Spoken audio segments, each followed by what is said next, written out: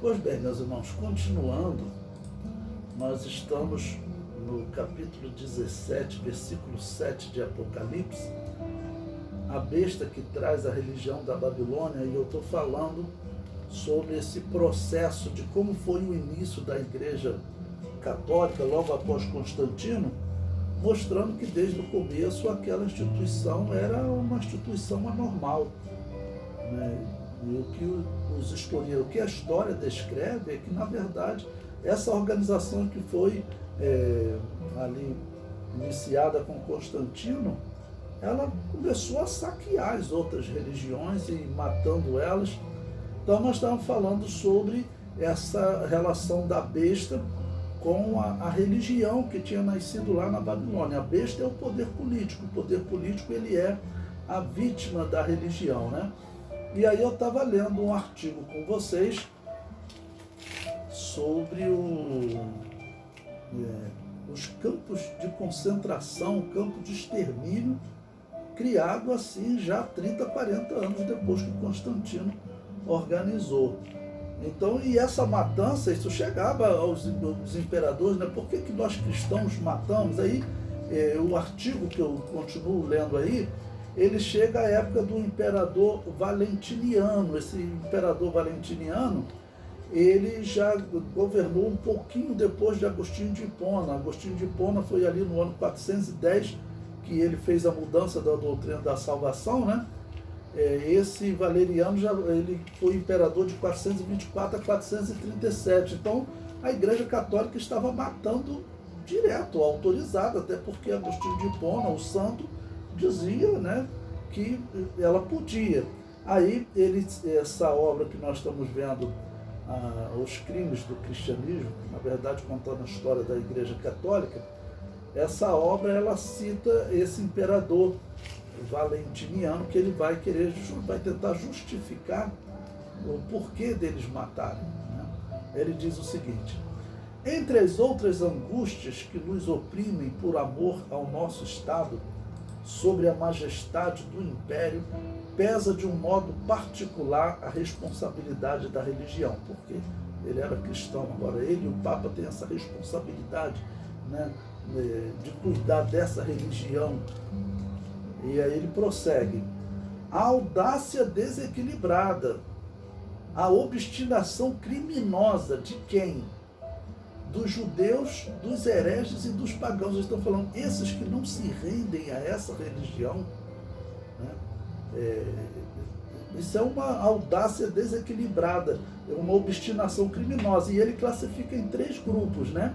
Judeus, porque nós sabemos, tem aí, eu recomendo o livro A Espada de Constantino, de como ele já perseguiu os judeus, né? Então os judeus eram muito perseguidos no Império Romano. E depois, muito perseguido no período da Igreja Católica. A Igreja Católica, ela sempre perseguiu os judeus, mostrando que não era uma atitude cristã. Além dela defender a guerra, defender a tortura, a morte desde o começo, né, ela também é antissemita, né, persegue os judeus. Em segundo lugar, persegue também os hereges. Quem são esses hereges? São aqueles grupos religiosos, né, que se identificavam como cristãos, mas que não eram compatíveis com a doutrina católica. Como eu disse para vocês, né, tem a Igreja Pentecostal Nova Profecia, tem que eles chamavam de montanismo, outro momento eles chamam de donatismo, mas são cristãos que não estavam enquadrados nessa doutrina. Essa igreja aqui, de 424, 437 de Valentiniano, ela já tinha todas as heresias que a Igreja Católica tem hoje, principalmente mudaram a doutrina da salvação, né, acreditavam no purgatório, defendia a teoria da guerra santa. Ou seja, nesse momento ela já é uma instituição 100% pagã, só que ela chama outros de hereges. Tá vendo? Então existiam cristãos sendo perseguidos, existiam judeus, existiam cristãos sendo perseguidos, existiam pagãos. Então esse ponto que é muito importante, o autor dessa enciclopédia, ele nunca vai perceber ok? Que aqui existem cristãos sendo perseguidos por essa Igreja Católica organizada com o imperador. E como a Igreja Católica, como esse imperador valentiniano classificou essas outras igrejas, eles chamavam de hereges. Eles chamavam de hereges por quê? Porque não seguia o rito romano. Tá bom? Mas então, olha, 437 eles estão perseguindo, isso já são mais de 100 anos depois de Constantino, que Constantino organizou a Igreja Católica. Então, em todos esses 100 anos, eles estão perseguindo. Esse imperador aqui está justificando, eles falando, não, isso aí é uma audácia desequilibrada, eles rejeitarem essa religião de Roma, que chamava de cristianismo, né? Isso é uma audácia desequilibrada, ele rejeitar, essa é a religião verdadeira, né? Essa é uma obstinação criminosa, né? Eles têm que ser destruídos, né? Então ele chama de obstinação criminosa dos judeus, dos hereges e dos pagãos. É tal ao ponto de obrigar os imperadores a faltarem com a sua famosa clemência. Ou seja, nas condenações normais, com os bandidos, né, poderia ser até com traidor, né, vamos dizer, dos diversos problemas. Né, era comum os imperadores eles terem clemência, né? Vai falar, vou perdoar a dívida desse aqui, né, ele não vai ser morto. Então, esse clemência está historicamente na história da humanidade tinha, né? Mas esse imperador ele diz que com esses grupos de uma religião diferente da dele, eles não podiam ter clemência, né? Ele estava falando então, é tal ao ponto de obrigar os imperadores a faltarem com a sua famosa clemência e excluí-los dos departamentos públicos e exigirem sanções mais graves. Devemos, pois, suportar ainda que o ritmo das estações seja subvertido e excitada a cólera dos céus por culpa dos pagãos que, cruéis na profanação deles, não sabem manter o equilíbrio das estações. Então, quer dizer, ele está dizendo que os pagãos eles podem prejudicar, eles estão numa religião errada, que a religião certa é essa, que eles chamam de cristianismo, mas não é. É a religião da Babilônia, é a mesma religião da Babilônia.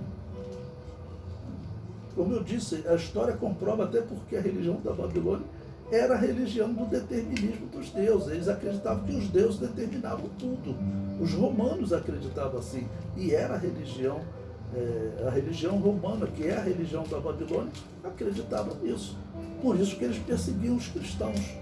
Porque os cristãos diziam que os deuses não existiam, os imperadores romanos só queriam que os cristãos reconhecessem os deuses para os deuses ajudar eles na guerra. Eles, como falei de Constantino, acreditavam e desacreditavam de tudo, né? Então, veja como esse católico, né, como ele está, vamos dizer, agindo. Ele diz que com esses, entre eles, hereges, né, tinha então ali uma igreja, que eles tinham que ser, vamos dizer, ainda mais violentos e não poderiam usar de clemência, eles não deveriam nem usar clemência, tinha que ser realmente uma perseguição especial, né? Ou seja, eu vejo ali uma religião criada na Babilônia, que dominava o mundo, que está combatendo a religião de um grupo que eles chamam de judeus e de um grupo que eles chamam de hereges, tá bom? E esses pagãos, que é uma religião estranha, a religião, pelo menos desses pagãos, desses bárbaros, é um grupo completamente diferente. Eles provavelmente são descendentes de Jafé, pelo que nós vemos, né? Está lá a Croácia, por exemplo, aquela região, os descendentes de Jafé que devem ter ocupado aquela região. E realmente ali a coisa era diferente, eles tinham uma religião diferente, eles eram muito atrasados, eles não tinham nem escrita, ok? Mas eles, como descendentes de Jafé, talvez tenham tido influência daquela religião pagã, tá bom? Mas só que eram atrasados. E esse povo aqui, realmente, eles acreditavam também no determinismo dos deuses. Você pode pegar qualquer filme contando a história dos vikings, e os vikings, eles são exatamente os pagãos dos dias dos romanos. As divindades é a mesma, a religião é a mesma. Os vikings são os celtas, ou pagãos, né? Os vikings, eles são os celtas.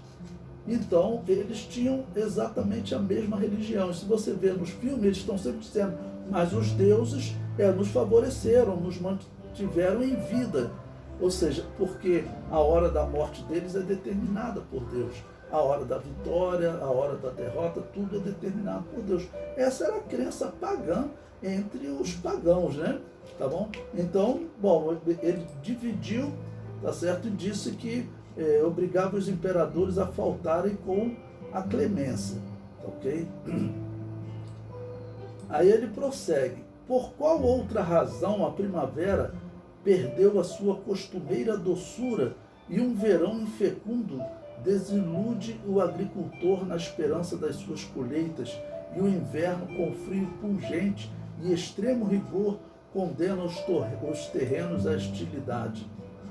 Quando tivemos coisas semelhantes, se a natureza para ela mesma punir os profanadores não violassem a sua própria lei, como se os pagãos estivessem, né, violando as leis de Deus. Além disso, a Igreja cristã católica construirá um campo de extermínio grande como a sociedade civil, cercado de arames farpados pela sua específica moral e vigiados pela guarda armada da Inquisição. Cada católico se transformará em um inquisidor, à imagem e semelhança do seu próprio Deus, juiz da moral dos outros e pronto a criticá-la e atormentá-la de todos os modos que lhe forem permitidos. Bom, aí o autor ele conclui, né, de uma forma, vamos dizer, para eles isso era o cristianismo, né? E ele até se dirige a esse Deus da Bíblia, ou Deus do católico, com letra minúscula. Aí eu mantive claro que é a posição do autor lá do artigo, né? Bom, então esse exemplo mostra como essa instituição, isso aqui ele foi retratando até por cerca de 100 anos, e as coisas que ele descreve é que até campo de extermínio tinha. Então, dizer que aqui do ano 400, aí você pega e coloca aí 1100 anos, até a reforma. Os reformados dizem que todo esse período era a igreja verdadeira, que estava desviada, mas então ela sempre esteve desviada, né?